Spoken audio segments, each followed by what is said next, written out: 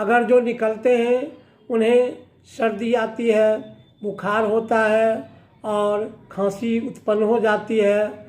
लोग यह समझते हैं कि ओमिक्रॉन का सिम्टम आ गया, कोरोना हो गया।